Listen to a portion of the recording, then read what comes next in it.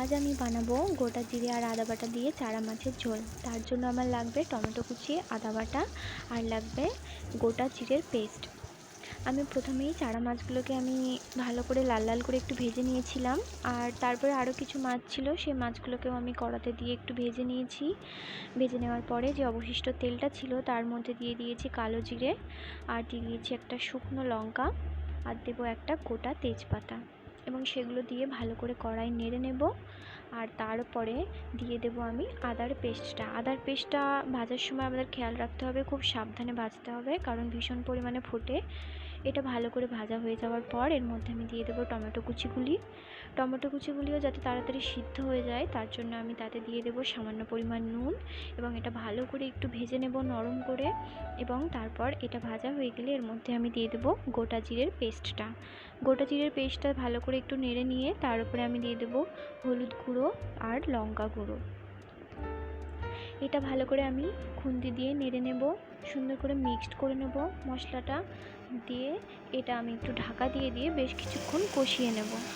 এই মুহূর্তেই আমি পরিমাণ মতো লবণটাও এতে দিয়ে দিচ্ছি। তোমরাও এটাতে দিয়ে ভালো করে এটাকে এবার বেশ কিছুক্ষণ কষতে থাকতে হবে। যখন জলটা দেখবো শুকিয়ে গেছে এবং হালকা একদম তেল তেল ছাড়ছে, খুব অল্প তেল দিয়েছি তাই বেশি তেল তো ছাড়বে না, এর উপরে আমি একদম অল্প পরিমাণ জল দেবো প্রথমে, দিয়ে ভালো করে মশলাটাকে একটু জলের সাথে মিক্সড করে নেব। দিয়ে এর মধ্যে আমি এবার পরিমাণ মতো যে জলটা সেটা আমি দিয়ে দেবো। তোমরা তোমাদের মাছের পরিমাণ অনুযায়ী জলটা দেবে, এবং এটা ভালো করে খুন্তি দিয়ে ভালো করে এটাকে মিশ্রণটা ভালো করে মিক্সড করে নেবে। দিয়ে এটা ভালো করে মিক্সড করে নেওয়ার পর এটা বেশ কিছুক্ষণ হাই ফ্লেমে দিয়ে ফুটিয়ে নিতে হবে। যখন পুরোপুরি ঝোলটা ফুটে যাবে তখন এই ঝোলের মধ্যে দিয়ে দেবো আমার সেই ভেজে রাখা মাছগুলো। ভাজা মাছগুলো দেওয়ার সময় খুব সাবধানে দিতে হবে যাতে ভেঙে না যায়, এবং চারা মাছগুলোও আমার রয়েছে সেগুলোও আমি দিয়ে দিলাম।